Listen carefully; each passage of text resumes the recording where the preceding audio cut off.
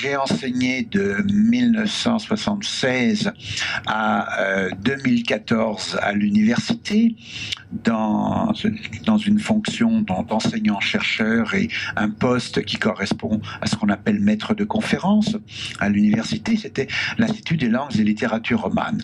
Mais depuis que je réside en Allemagne, depuis 1970, je me suis déjà fortement intéressé aux démarches alternatives, aux nouvelles formes d'apprentissage, d'enseignement pour la formation des enseignants. Et j'ai coopéré avec Bernard et Marie Dufeu de l'Université de Mayence. Et nous avons même développé un centre de formation et de recherche qui s'appelle le Centre de psychodramaturgie.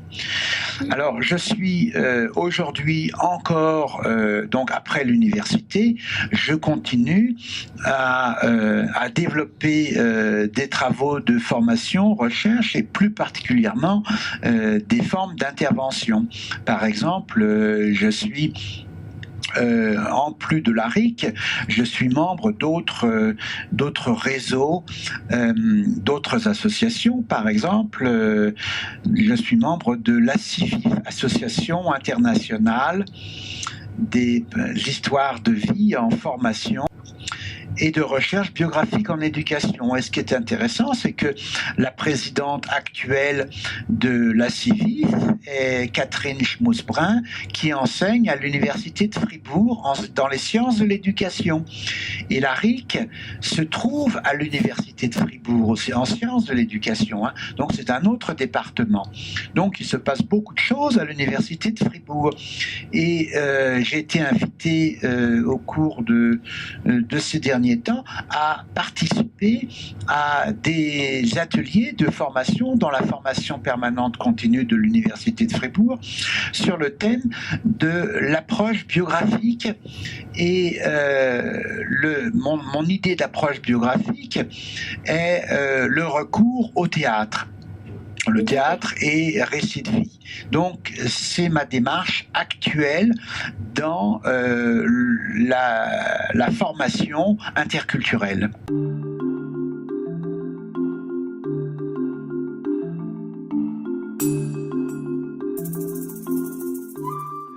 Peut-être le fait que je suis moi-même passé de la France vers l'Allemagne, n'est-ce pas? Donc, j'avais fait mes études en France et donc ma première socialisation a été française. Et comme je vous le disais, donc, je voulais approfondir mes connaissances de l'allemand et ma perception donc d'arriver dans un autre pays m'a tout de suite fait prendre conscience de réalités différentes. Donc, être constamment confronté avec le thème de l'altérité et souvent la question était mais où suis-je, qui suis-je dans un contexte hors de mon premier contexte.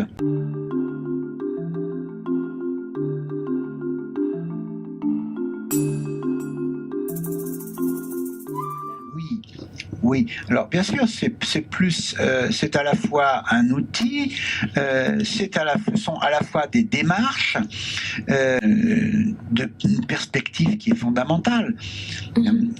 Comme je le disais, donc ma prochaine communication qui s'appellera Formation des enseignants à l'accompagnement en contexte plurilingue et pluriculturel par des approches biographiques, relationnelles et dramaturgiques. Donc dans cette communication que je vais faire à l'université au colloque éthique de l'accompagnement à Tours, à l'université de Tours, je vais aborder donc comment ces pratiques se sont développées, comment le fait que j'ai été fortement donc influencé par les démarches que nous avons développées avec Bernard Dufeu au Centre de psychodramaturgie. Nous parlons de pédagogie de la relation et il est clair, nous allons parler de pédagogie de la relation interculturelle. Donc nous allons travailler sur l'interculturel et Et en Allemagne, au cours des années 70, j'ai continué différents cycles d'études et de formation, et je me suis formé à des pratiques qui étaient très dynamiques, des méthodes d'action, entre autres le psychodrame, la dramaturgie. Et aujourd'hui, donc, comme je le mentionnais, j'ai recours à une forme de théâtre qui est très développée dans le monde entier, qui en anglais s'appelle Playback Theatre, et qui est très présent également au Québec. J'ai des collègues à Montréal. Le dernier colloque mondial sur le playback théâtre, c'est-à-dire ce que j'appelle en français théâtre et récit de vie, a eu lieu à Montréal, sur le campus McGill et sur le campus de l'université, également à l'université Concordia. Il y a quelques années, j'ai été invité à plusieurs reprises au Canada, au Québec, à l'université de Rimouski, mais également à l'université c'était Rimouski. Je suis intervenu aussi à l'université de Montréal, mais dans les années 90, et également tout près d'Edmonton, c'est l'université d'Augusta. C'était où on travaillait sur l'idée de biographie langagière et biographie pluriculturelle.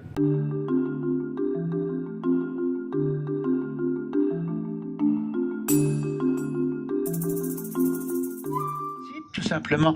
Alors, dans le principe, c'est une méthode d'improvisation qui a été donc intitulée Playback Theatre, le playback théâtre,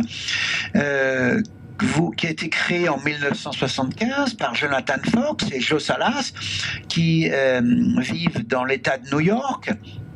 Et c'est une approche qui constitue un instrument dialogique d'exploration, d'expériences vécues, de réminiscences individuelles, d'histoires collectives. Et la démarche a pour objectif la représentation spontanée du vécu à travers un dispositif interactif original, des perceptions subjectives, des moments, des fragments de vie sont d'abord exprimés par les spectateurs ou les participants d'un groupe, et ceux-ci ensuite sont tour à tour représentés selon une dramaturgie particulière qui repose sur des formes très variées. Alors, j'ai écrit de nombreux articles et également un livre sur cette méthode que j'appelle théâtre-récit ou théâtre en miroir. Alors, dans une situation d'atelier, bien sûr, et en particulier dans l'enseignement, depuis 1991, j'ai intégré ces pratiques à l'université pour la formation des futurs enseignants de langue. Et donc, c'était des ateliers réguliers comme approche dynamique du quotidien. Et ces ateliers se déroulaient en français. Mon public, j'ai un public très interculturel, entre 30 et 50% des étudiants à l'université de Francfort viennent d'autres pays que l'Allemagne. Donc Francfort est une ville où il y a 180 nationalités différentes. Donc c'est un contexte extrêmement interculturel. Et à partir de 1997, j'ai organisé des travaux de recherche-action dans ce cadre universitaire pour travailler à la fois sur l'identité narrative et en utilisant l'écriture de récits de vie et le recours à la représentation scénique. Je pourrais vous envoyer. Donc vous trouverez également dans les deux pratiquement communications que j'avais faites à l'ARIC, la dernière en 2010 à l'université de Fribourg, au colloque de l'ARIC, et la précédente en 2001 à l'université de Genève. C'était également donc sur ces démarches.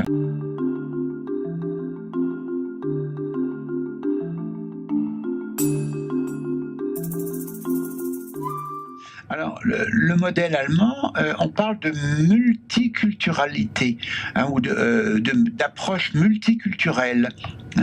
Et je pense que ce modèle de l'interculturalité a été en quelque sorte développé à partir des travaux anglophones aux États-Unis, je pense au Canada, au Québec.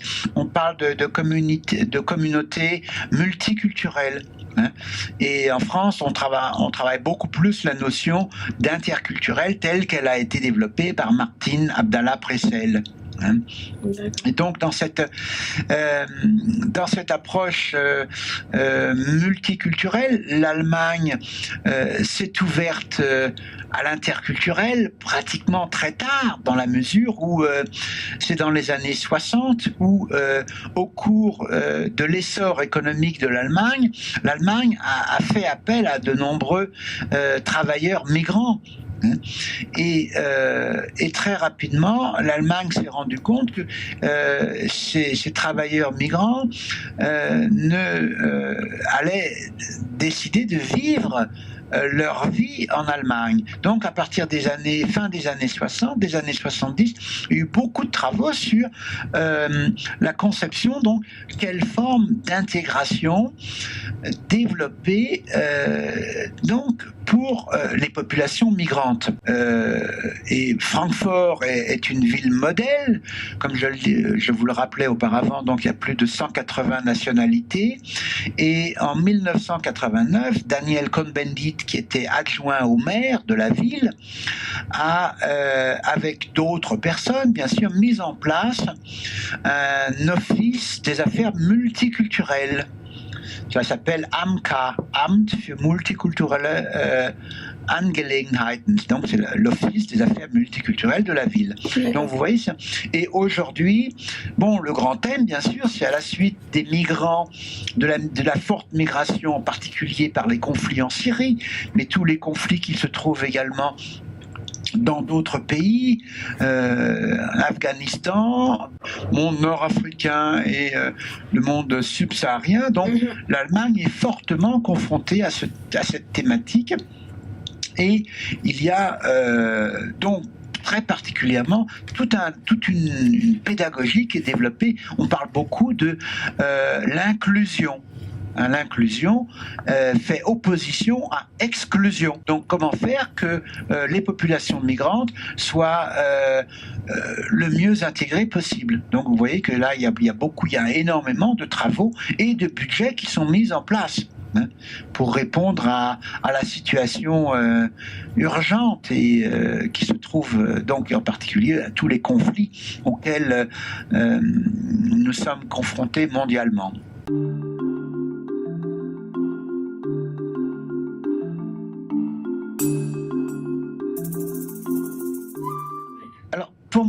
Pour moi, l'évolution, si vous voulez, par exemple, j'ai fait dernièrement un atelier dans le cadre, donc nous avons des réunions, des journées sur théâtre et récit de vie, par exemple. Je travaille de plus en plus sur l'idée de biographie transculturelle.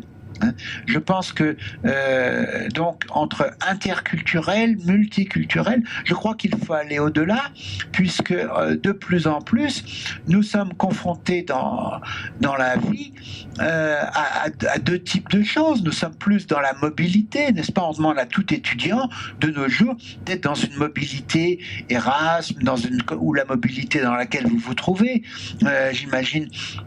Donc, tout le monde dans la vie de nos jours est dans une situation de mobilité et d'autres se trouvent dans des situations de migrants, de migration.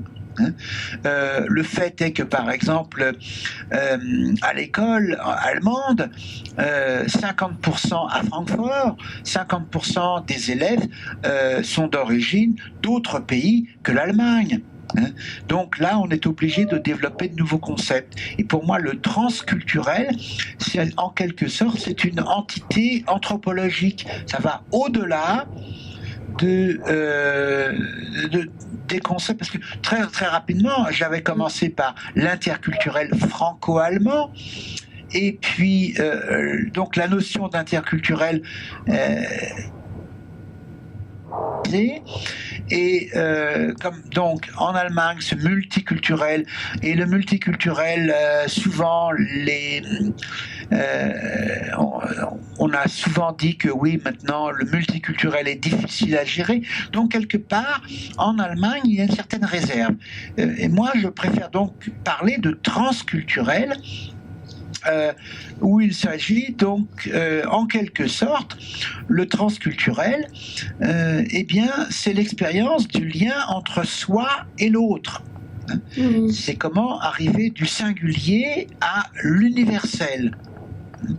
Et donc, en constatant que la meilleure solution pour mettre en place un enseignement interculturel qui coordonne les capitaux culturels de tous, des uns et des autres, et qui respecte l'altérité en la considérant comme une richesse et la source d'une diversité féconde, eh bien, il faut développer de nouvelles pratiques. Et je pense que donc je parle de diversité transculturelle.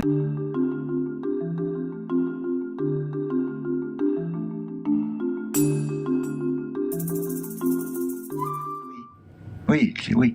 Donc effectivement, c'est votre question qui est très justifiée, parce que avec l'afflux de migrants très important depuis donc le mois de septembre, venant de Syrie mais de bien d'autres pays, donc la politique officielle du gouvernement de Madame Angela Merkel, c'est une ouverture. Et puis nous avons constaté qu'il y a de très très fortes réserves. Il y a une constitution d'une nouvelle droite allemande qui a toujours existé, mais qui était moins présente. Cela s'appelle AfD, c'est Alternative für Deutschland, donc l'alternative pour l'Allemagne. Ils ont obtenu de nombreuses voix. Et donc ça, c'est dans la politique actuelle, et le gouvernement doit donc est en train de changer quelque peu sa politique de migration, mais également dans la réflexion des intellectuels, le terme de multiculturel souvent a été considéré comme out. Maintenant, les gens disent multiculti, cela ne fonctionne pas. Cela voulait dire que l'intégration telle qu'elle avait été mise en place a été aussi mal gérée en Allemagne. Bon, je pense, nous ne sommes pas dans la situation où se trouve la France actuellement. Puisque la France a géré tout à fait autre chose, a géré un passé post-colonial. L'Allemagne n'a pas à gérer ce passé post-colonial, mais a plutôt à gérer la première génération, puis la deuxième génération de migrants à partir des années 60. Voilà. Bon, il y a deux tendances, c'est-à-dire que donc l'évolution de ces prochaines années nous le diront. Nous sommes des sociétés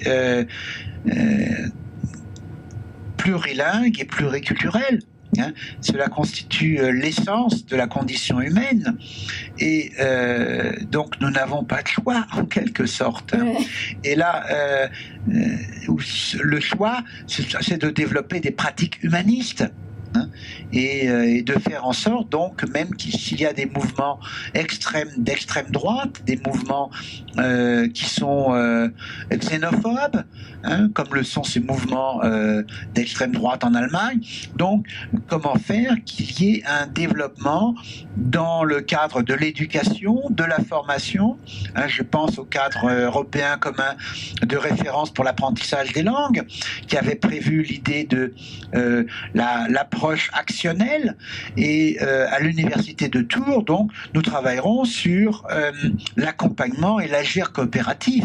Donc il faut trouver des solutions.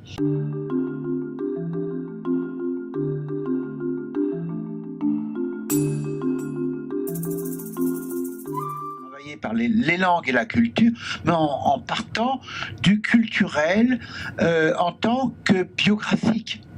C'est-à-dire les histoires de vie des uns et des autres. Et donc, avec les démarches que j'ai mentionnées, le théâtre et le récit de vie est un moyen, est une ouverture, est extrêmement riche sur ce type d'approche.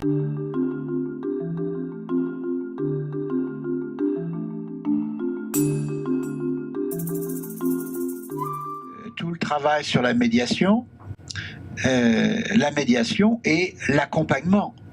Donc, en fin de compte, on connaît bien les techniques de coaching, de supervision, de life coaching, etc. Mais là, je vous renvoie aux informations sur le colloque de Tours, que vous pourrez mettre aussi en référence. Là, il y a un travail de recherche-action et également, ce sont les futurs, il y a de futures perspectives professionnelles. Savoir accompagner les groupes interculturels et au niveau de la communication interculturelle, au niveau de l'interaction, mais aussi au niveau des conflits.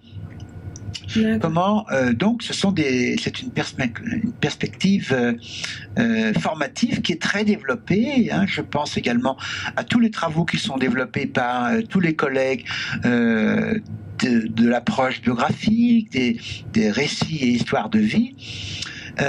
Donc cette perspective formative de l'approche biographique, elle invite à reconnaître le rôle déterminant de la médiation par le travail narratif, dans les constructions dans le travail de processus sur soi et l'autre. Travail sur soi et sur l'idée d'intersubjectivation entre soi et l'autre, l'individu, le groupe, le social. Mais là, nous sommes fondamentalement dans une perspective interculturelle.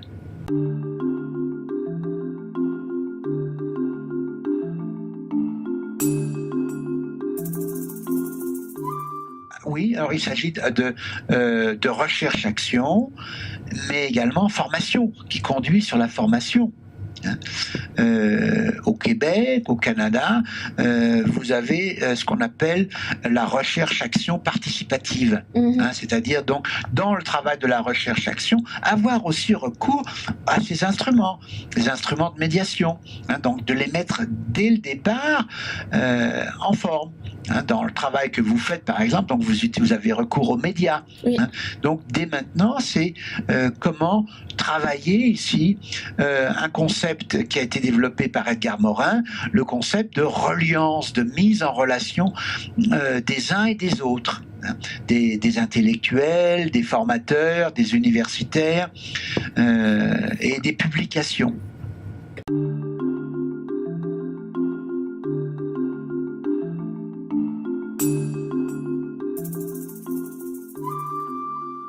Ça consiste à aller vers l'autre et à avoir une compréhension approfondie de notre vie, de notre quotidien, de situations vécues, sachant que notre vie est fort complexe et comment faire en quelque sorte pour mieux saisir le vécu de situations plurilingues et pluriculturelles et comment percevoir l'autre et la perception entre soi et l'autre.